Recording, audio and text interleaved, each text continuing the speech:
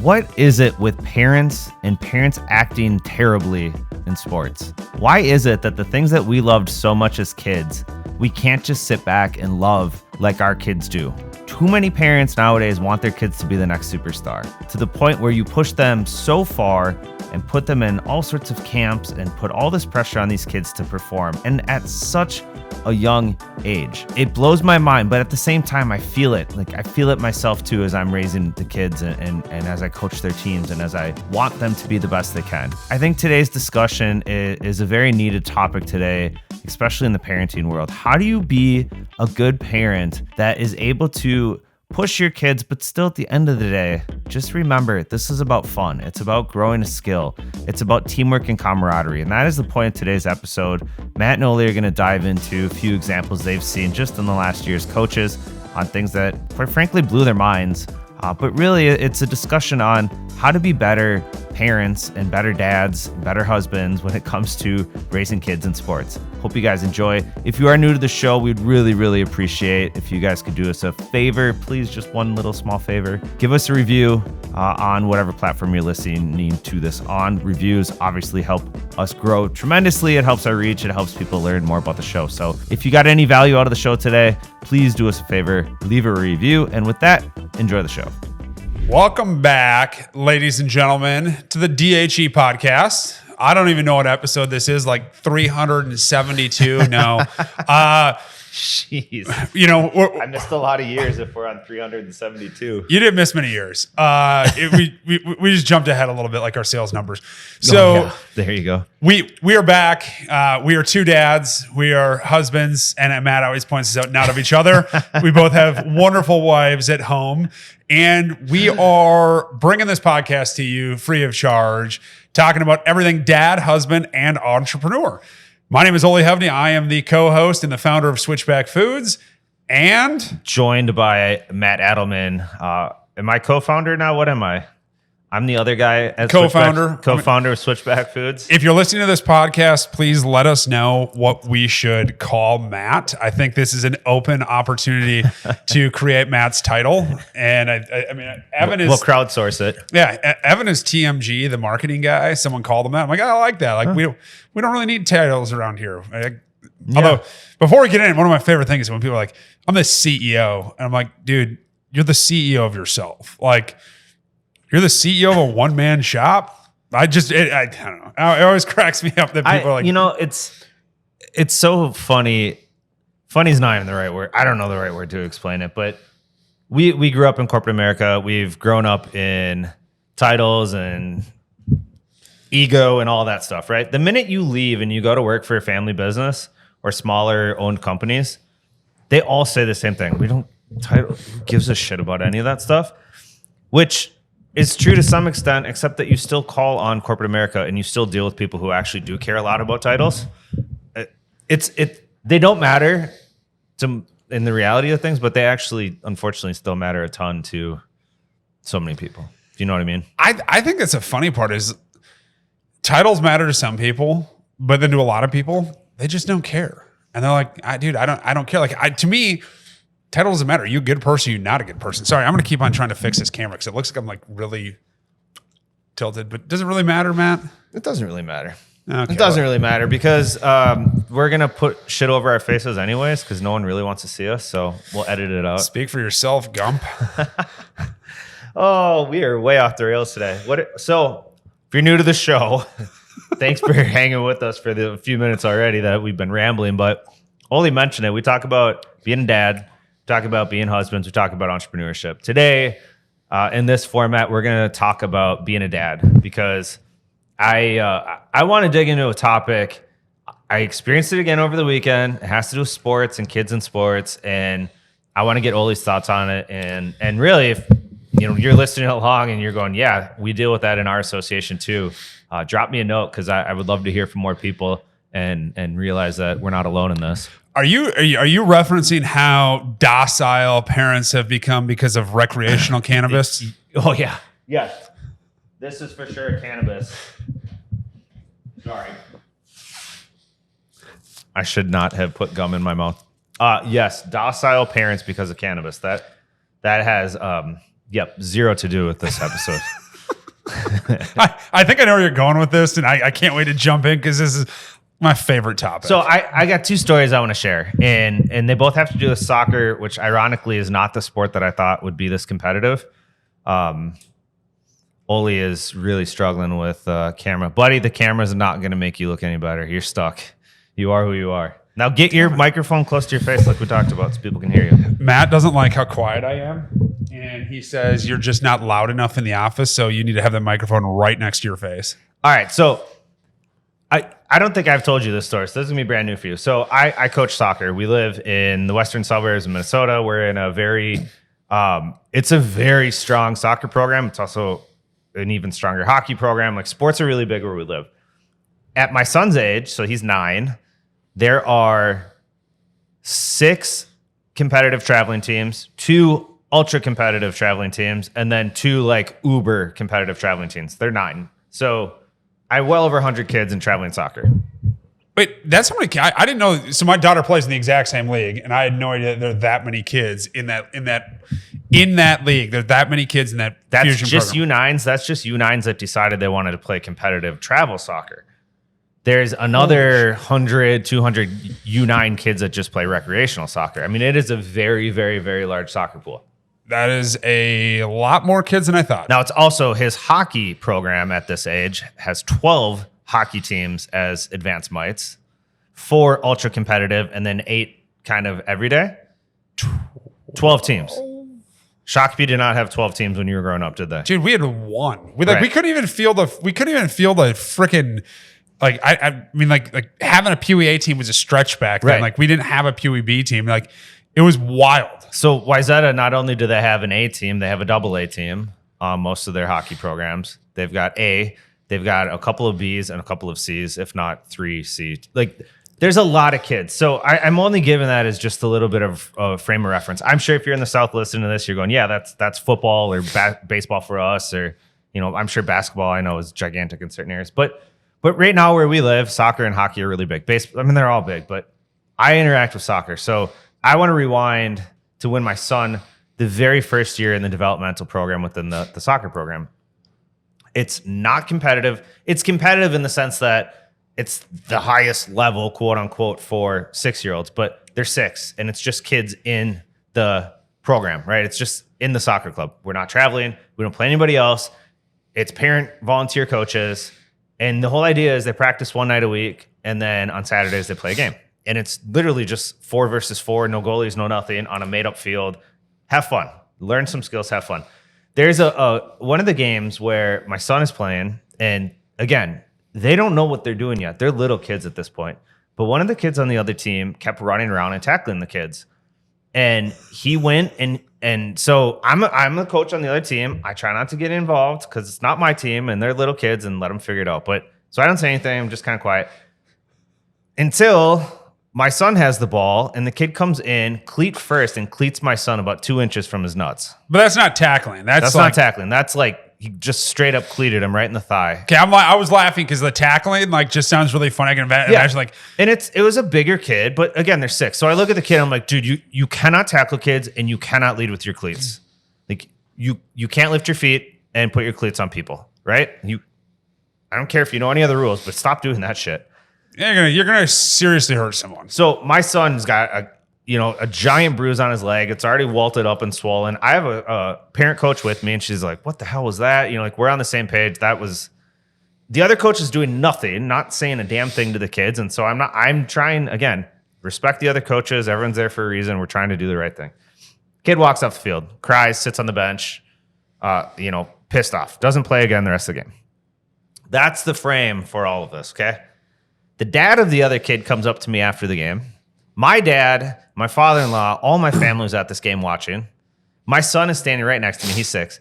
The other dad comes up to me, and I thought he was going to be like, hey, man, sorry about the interaction. My kid was a little out of control. Like, we'll talk about it afterwards. Think that is what the dad said to me?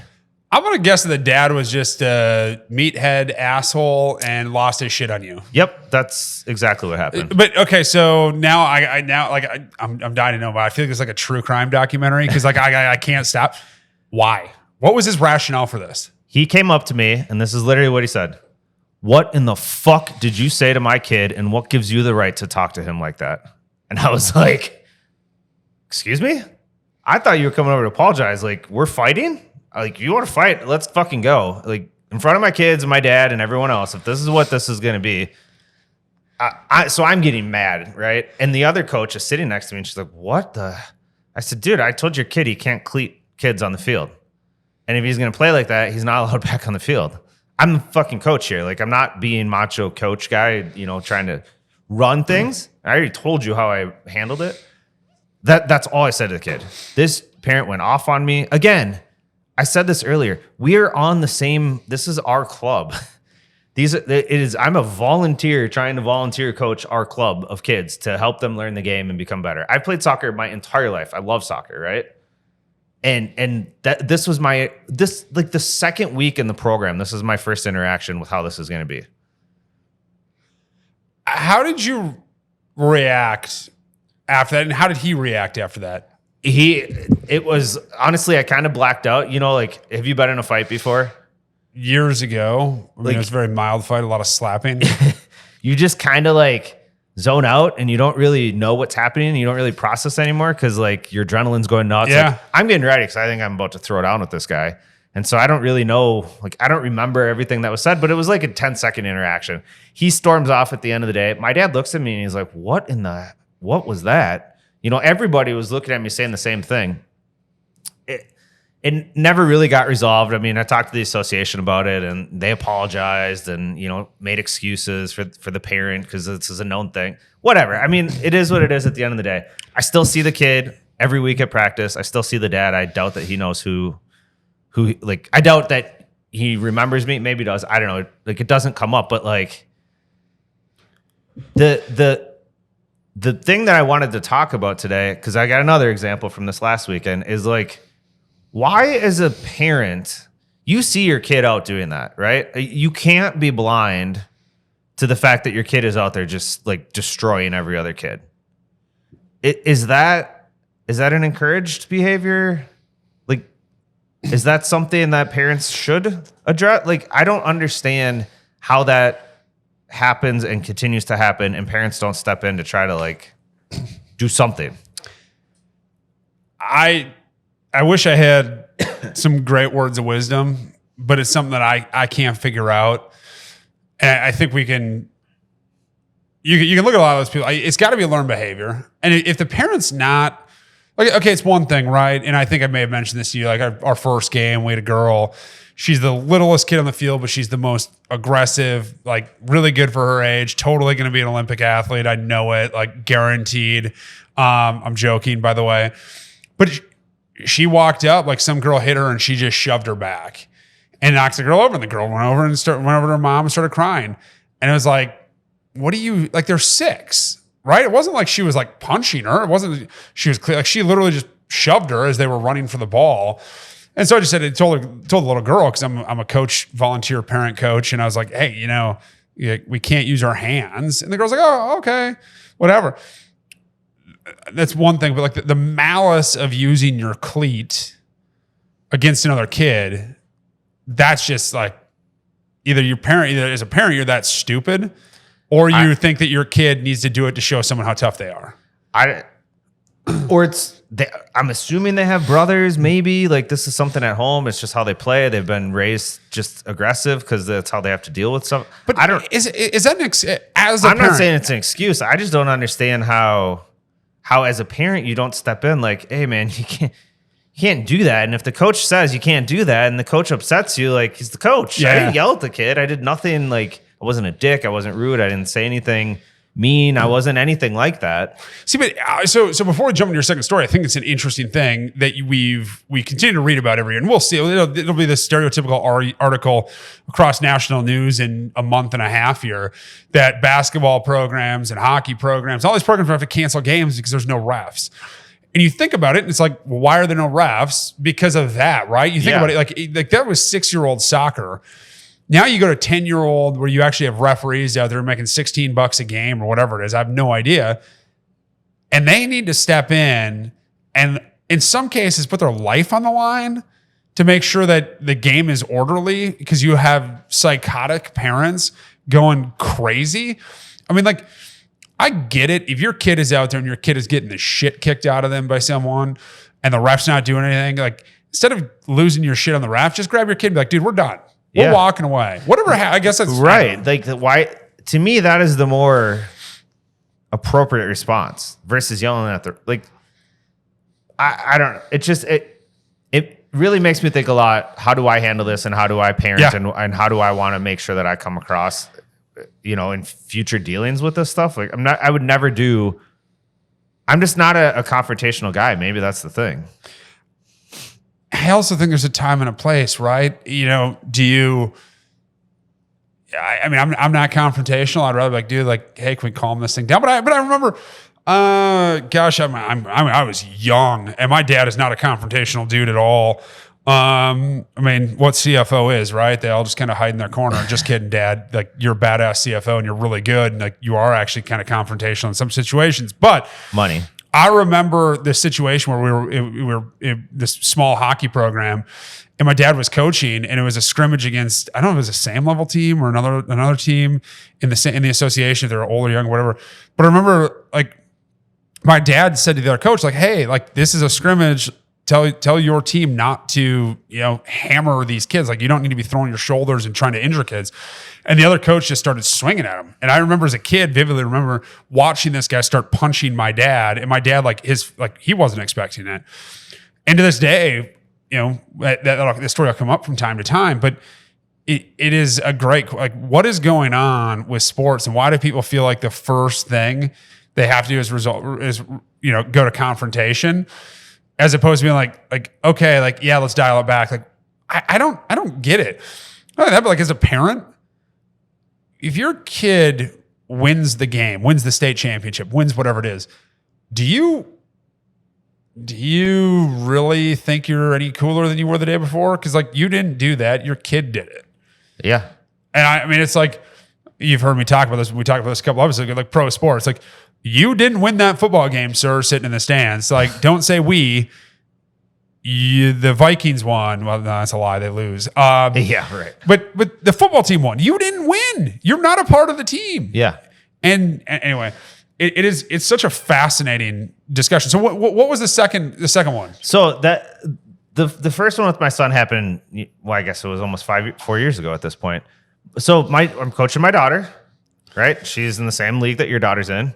I think it was the team that you played last week. And I'm assuming it's probably the girl that you had not really issues with, but I'm assuming it's the girl that pushed your player. Is my guess. Either way, the other team, first of all, the other team had 4 coaches. It was just me. My assistant coach never showed up. I know what team you're talking about. So they have 4 coaches. They have 2 coaches on the bench. They have a coach standing behind the goal to make sure that the goalie, and there is no goalie, right? But they have another coach back there, and then they had a 4th coach on the corner. Like, so they had their bench, quote unquote, by half. They had coach 3 in the corner and coach 4 behind the net. I'm like, what in the hell? Right? They want to do set plays, and they're yelling all these, like, again, I'm a soccer guy, so trust me, I want to, the diamond. I heard that yelled so many times. Well, that is something they are asking us to train. So they do want the diamond shape. I get that, but in a scrimmage, like, the kids don't realize that only one person should have the ball at a time. Right. So yelling diamond 37 times when they're like, these kids they couldn't even draw a freaking diamond. That's a key point. The kids don't really understand anything we're doing, but the parents are so freaking into it. They want their kids to be the next greatest kid. So anyways, we're playing this team, and one of the girls on our team, she's really good. And I coached this girl's sister in hockey, and her sister in hockey is an absolute menace in all of the good ways, because she's played with the boys for the last 5 years. I've coached her. Yeah. Okay. And she takes no shit from any boy. She'll go get the puck from anybody. The boys will mess with her because their ponytail's sticking out, and she'll turn around, literally cross-check them right across the head. I love it. I mean, I love it. It's like, right? Her mom, I'm pretty sure, her mom's super nice. I'm pretty sure she was a D1 athlete. Like, it all, like, genetically speaking, they're really good at sports, and they're bigger kids. So I don't even have an issue with the mom or anything that happened, but So the girl is really strong, really aggressive, drops her shoulder a little bit and takes kids out. Well, my team was really complaining about it. So again, coachable moment. I'm like, this happens. You got to deal with it. All those things that you try to teach the kids, right?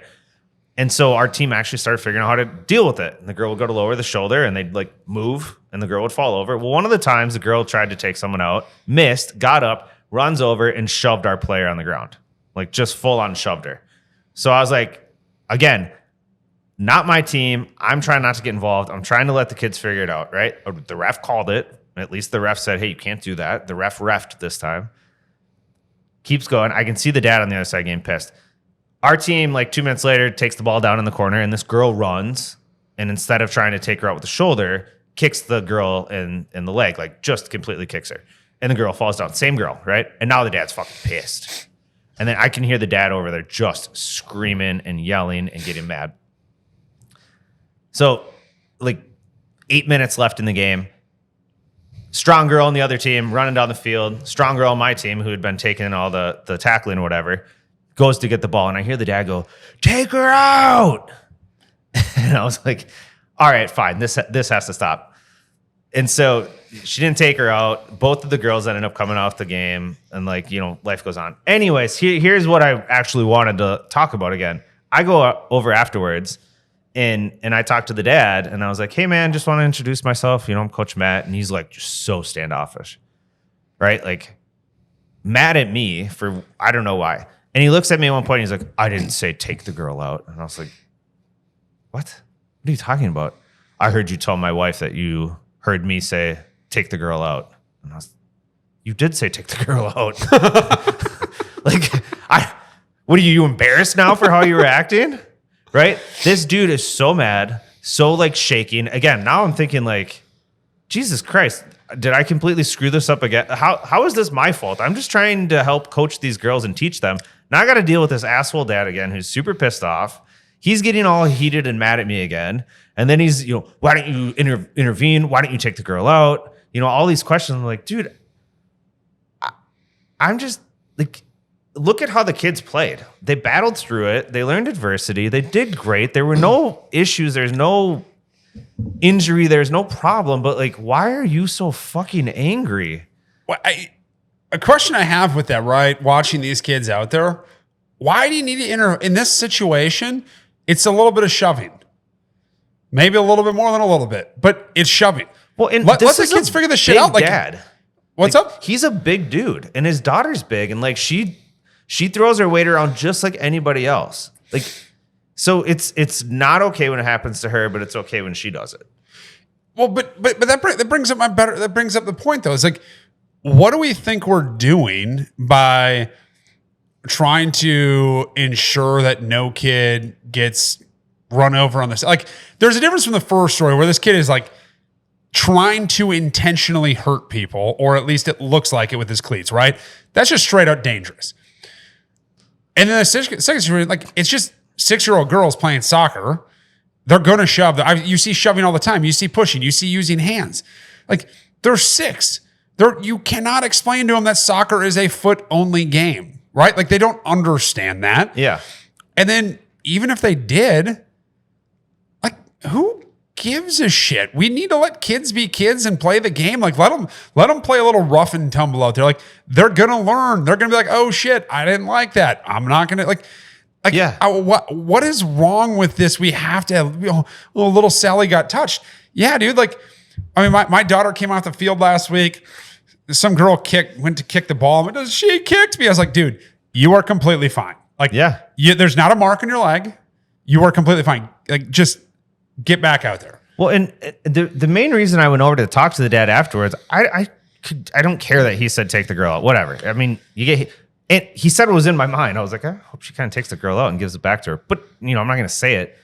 I went over there. The main reason was like, dude, I saw what was happening. I know your daughter was getting pushed and kicked, and like, I totally get it. We talked about it during the game. Like, if you think I wasn't doing anything, I'm just letting you know, like, we were talking about it and addressing it. If it happened again, I would have gone over and pulled the girl out, even if the other coaches didn't. That was the reason I wanted to talk to him in the first place. And so I did say all that, and he goes, yeah, I've coached this level too. I'm like, Great. Why aren't you doing it now then? You're just sitting on the sideline yelling. Like, it was just, the whole situation had me again going, why are parents so heated in, like, why? I just don't understand the way that sports is for most parents. I mean, I get it from a protection standpoint. Like, my kids are everything and I would do anything for them. But when you're playing sports, there's contact. There's things that happen. You got to learn, and shit's going to happen. And as a parent, like, I'm just going to, even as a coach, like, my job as a coach is literally, I told all the parents of the team, I go, my only focus, making sure the kids get as much, about equal playing time, and that they're having fun. Right. And if there's a bunch of drama going on, bring it to me, but there's not much I can do. I'm a volunteer parent coach. Right. Of a bunch of 6-year-old girls that are more interested in playing with ice packs on the sideline than they are actually kicking the ball around. And I'm cool with that. Like, half the kids halfway through the game were like, can we go play on the playground? I'm like, afterwards, totally cool. Like, right now, we got to lose a game. Yeah. And I mean, I don't know where that psyche comes from, because when I think back to my childhood, my mom was definitely, like, she was super supportive, always there, but she didn't give a shit if we won or lost. My dad didn't. Even when my dad coached us, like, he wanted to win, he's competitive, but it was about the experience, the opportunity. It was about playing the sport. It was about learning. It was never about all, like, ego and I'm better than you or you're better than me. It was like, just go out there and play the damn game. And I think that's a funny part. I think we talked about this not that long ago, but, like, dude, the odds of you going to college to play Division I sports or be a professional athlete, they're against you. They're just against you. And there's zero correlation at the age of 6 to being great at something when you're 15 or 16. No. So just let the kids go out there and have fun. And if you can't read the fucking emails that say, this is all about having fun, support your kids, then maybe you're not competent enough to put your kid in the program. And dude, you're spot on. Like, that, my view is it's fun. I'm the most competitive person out there. I feel those things those people are feeling. I get it. Like, I want to win. I don't mean to. I don't know how to turn that off, but I don't let it come out. I don't say it. I don't make the kids feel bad. I don't put pressure on any of that stuff. Like, I want them just to have fun. And if they really love this thing in 3 or 4 or 5 years and they really want to be serious with it, sweet. Then we can really talk about winning and losing and strategy and everything else. But in the meantime, you got to get them to keep coming back and have fun. And you need parents that are going to be fun to be around and encourage people. And, like, that is all youth sports should be. You know what's funny, though? When I think back to youth hockey, I'm pretty sure, I have to go back and ask my parents. I'm pretty sure I had a season at Squirts in this small southern Minnesota hockey town, or town that had a hockey program, rather. I'm pretty sure we had an entire season where we were defeated. Like, I don't think we won an entire game the entire year. We sucked. I had a season like that in Pee Wee's But dude, we had fun. Yeah. We loved it. My question is, like, if you have a team at an A level now and you lose every single game throughout a year, are the kids having fun? But I think like you said, like, I think kids pick this up from their parents. I think when their parents are angry and miserable, their kids are going to learn it. And their kids are going to think it's the end all be all. But, like, I mean, let me ask you, do you, when you meet someone, and whether they're maybe a former professional athlete or they were a state champion in something, does that sway what you think of them? Or if they're an asshole, are you like, you're an asshole? And if they're cool, you're like, wow, you're cool. Yeah. Like, right? Does it ever actually matter? Yeah. I mean, no, it doesn't. A lot of these professional athletes, like, you can win the Super Bowl, but if you're an asshole, you're an asshole. Yeah. No matter how much money you have. And yeah, sure, there are going to be people that like you because you have money and they like you because they think that you're going to be your friend. But, like, newsflash, like, these pro athletes don't need more friends. But when you're taking it back to youth sports, why are parents like that? Like, it's a great question. And it's something that's really annoying to me. I coach one of the guys that I coach hockey with. He played high level D1, drafted in the NHL, was going to be a superstar, had an injury that took him out of hockey forever, right? Lots of issues. tough. I mean, your whole life is just turned in an instant. 'Cause so you can't play anymore.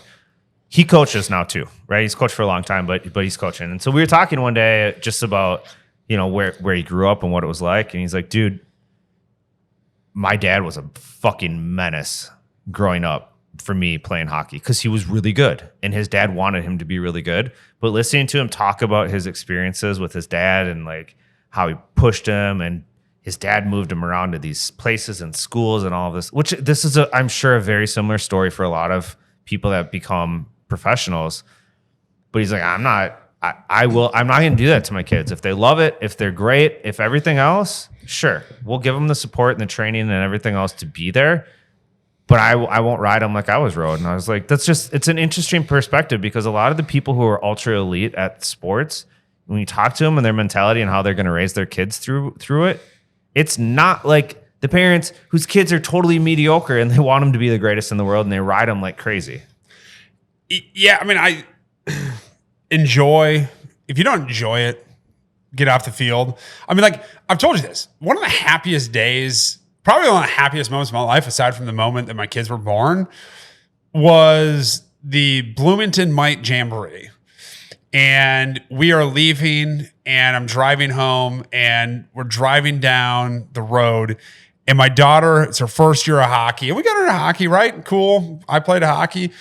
My daughter she goes, Dad. I go, yeah? She goes, got something to tell you, and I'm afraid to tell you. And I'm like, what's up, honey? Like, you can tell me anything. She goes, I don't want to play hockey next year. I damn near swerved the car into the ditch, got out. Like, I was like ready to get out, unbuckle her, give her the biggest hug and high five and be like, yes. And then I realized like I probably shouldn't do that. But I was like, hey, honey, like we got to be active. Like that's the whole thing. Like active. Like we need to be active. What do you want to do? And she points over, and in Bloomington, Minnesota, there's an Olympic, I don't know if it's an Olympic ski jump. Maybe it used to be. But there's a big ski jump. My daughter goes, I want to go off of that. And I go like, yeah, probably shouldn't go off that yet. But do you want to learn how to ski? She goes, I want to ski. So packed her up, or we got home. We went in the house, called my wife, hollered at my wife. I go, Carly, we're going skiing. We put on snow pants, gear, took her out. We drove back down to Highland, went to the ski hill.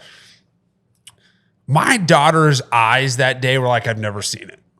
We're on the bunny hill. She got to do whatever. Yeah. Hour and a half, 2 hours in the bunny hill. She wanted to go up the chairlift. We got the chairlift and we're coming down.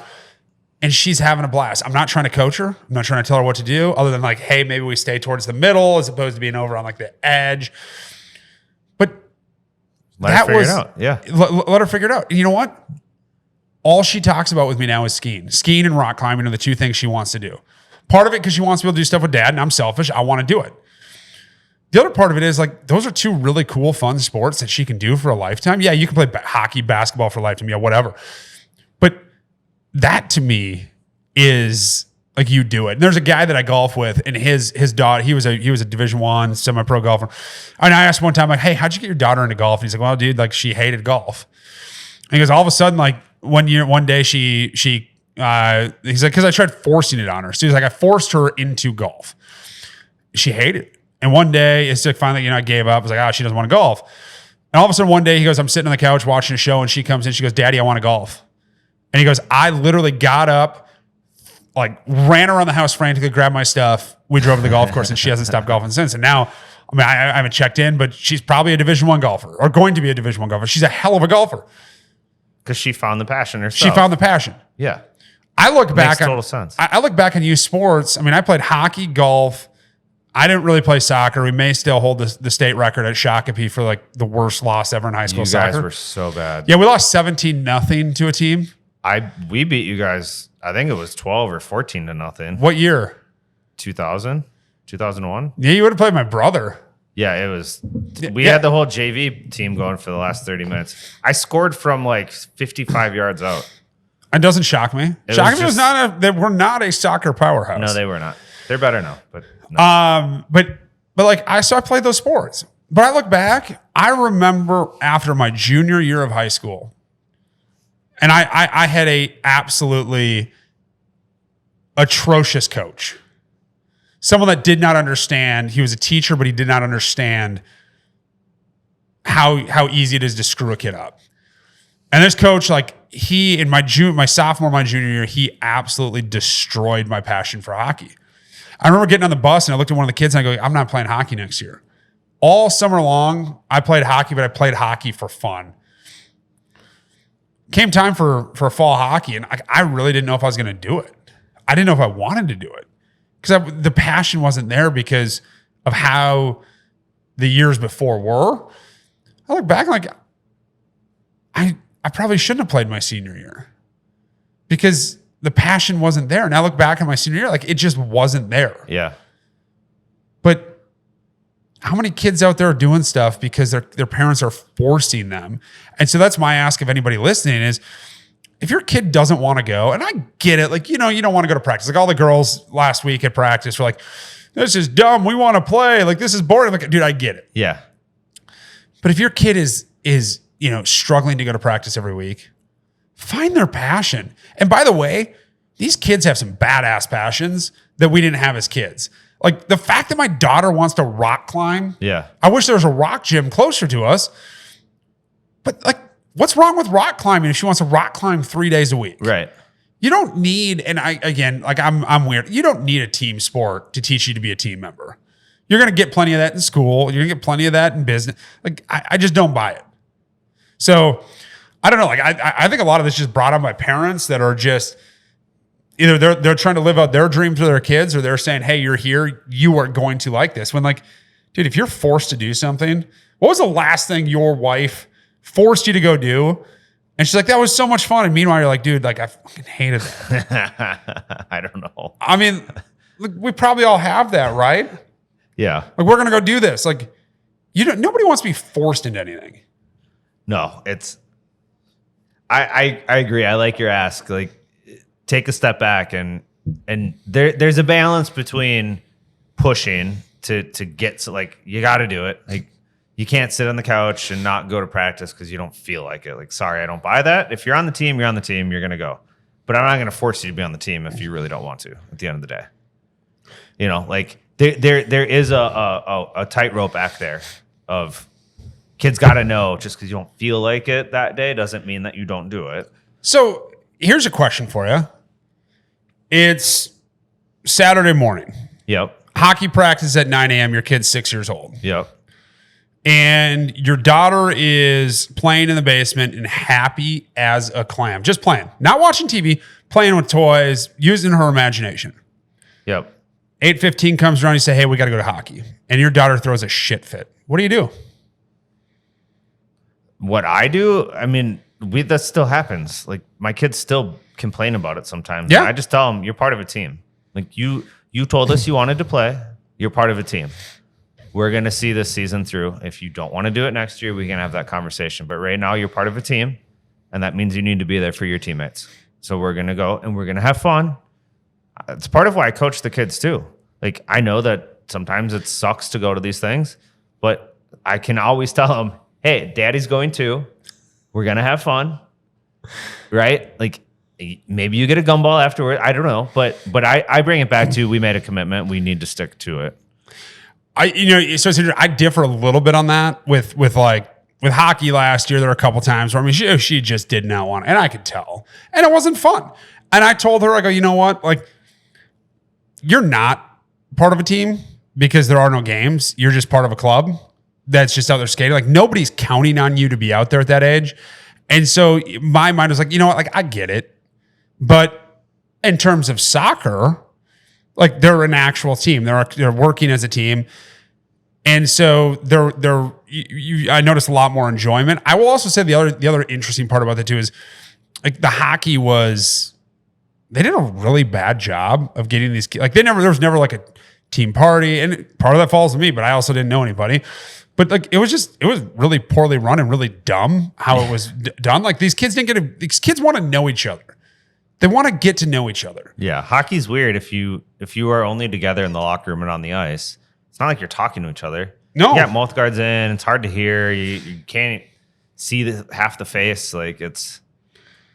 I struggle with it. The other one that on the same topic, and we may have talked about this in the past, but like, came up the other day and I was thinking about this.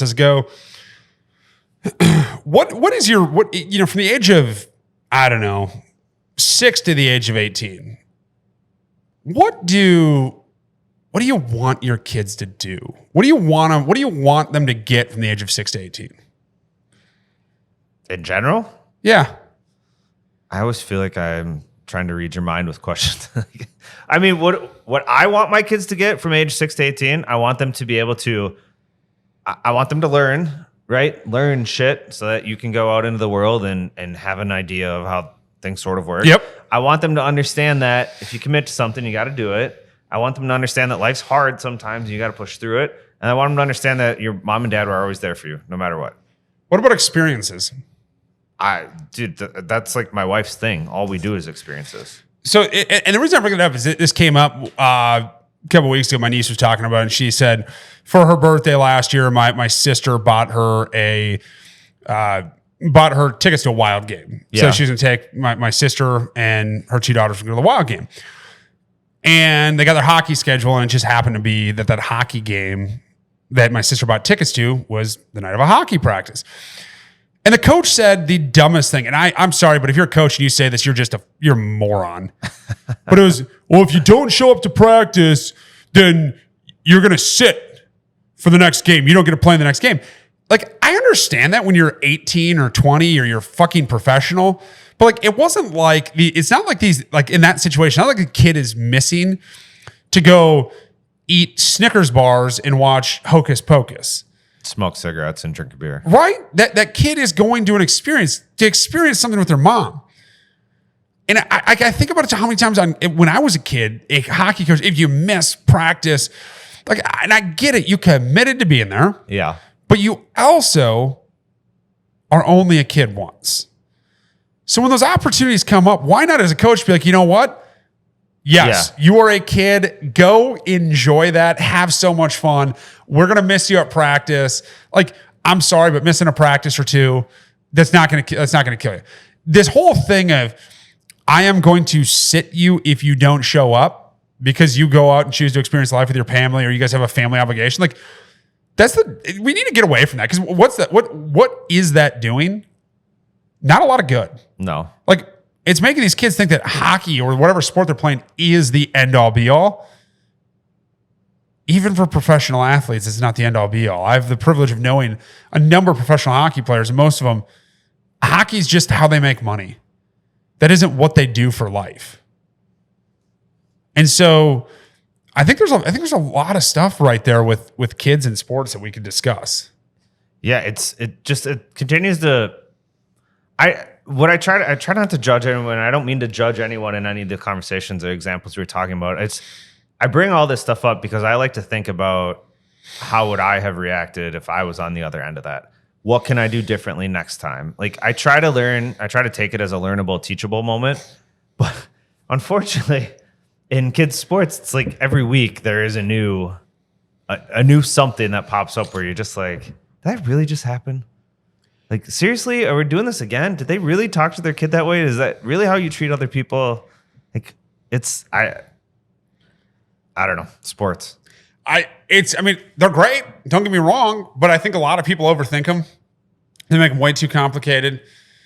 Have fun. That's it. That you know what? That is the biggest thing. Have fun. Yeah. But maybe you resonate with what we're saying. I mean, drop us a line. Let us know what you think. I mean, I'd be really curious to hear your perspective. I know I tend to be a little bit aggressive in my perspective, but a lot of it's just how I feel like I was shaped and how a lot of it shaped my adulthood was the absurdity of youth sports. I mean, it was also crazy. Like, I look at it and I just wonder if these kids are going to grow up and regret it. Because they're not able to be kids when you're on the ice, you're on the football field, you're on the soccer pitch, whatever, 6 days a week, pretty much the entire year. Are you ever really a kid? You played hockey pretty extreme in high school. I played soccer almost 6 or 7 days, but it was my choice. My dad didn't force me to. Your choice. I wanted to, and I didn't miss out. I don't think I missed out on it. I mean, my childhood was fantastic. We did all sorts of crazy stuff. I loved playing soccer. I still don't think it's the same as what we're looking at right now. I think it is way more camps, way more clinics, way more that's what I'm saying. Stuff nowadays. But But, I've got one of my neighbors, his son is on the AA teams in hockey, and he has been for a long time. He's very good. I'm sure he'll play D1. One of my coworkers is on a AA Bantam team, and as a sophomore made the varsity team for a really good high school program. They travel all the time. They're in AAA hockey in the summer. They're all over the place. They travel all over the country playing. And the kids love it. It is their choice. I go over to the houses, and the kids are out there shooting pucks. It's not because I've talked to the parents about this a lot, right? Because we have these same conversations. It's not because the parents are pushing them. It's not because they're forcing them to. The kids, they really love it. And like to be elite in the cities that we live in now and the programs nowadays, like, you've got to. I think it always has been that way though. Like the people who've always been elite have been. Like I listened to Lou Nanny talk about this on KFan like 2 months ago. How every day after school they'd go play hockey in the street. Every single day. See, but that's different. They'd go play hockey in the street. It was disorganized, right? But that's like a kid going out and shooting pucks in the garage.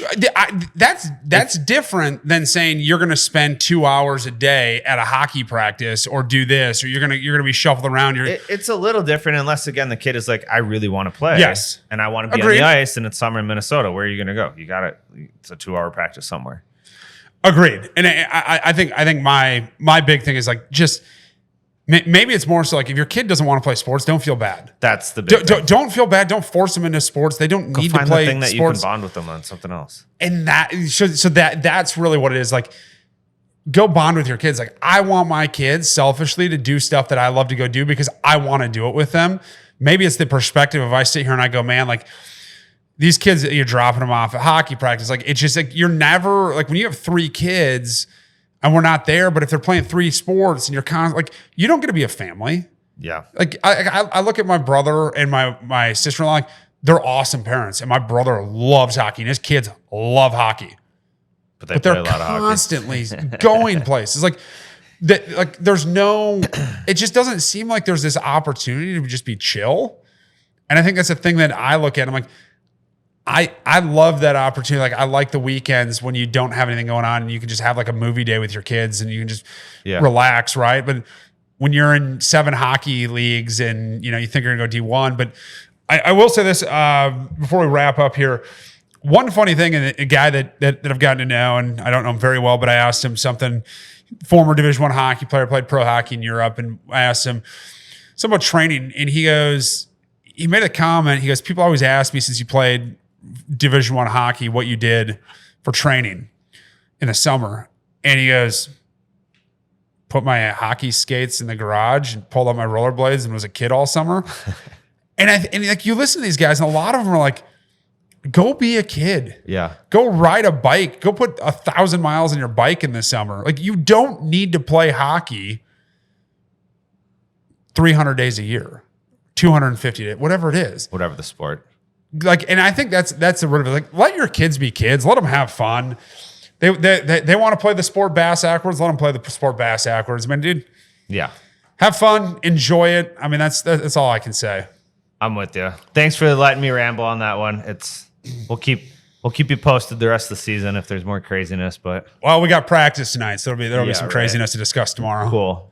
Well, that's the show today. If you, again, enjoyed the show, got value out of this, if you've got a crazy fan in your life or, a parent you're dealing with, or you need them to just shut up and chill out, send them this show. Share the show, grow this whole network we're trying to build.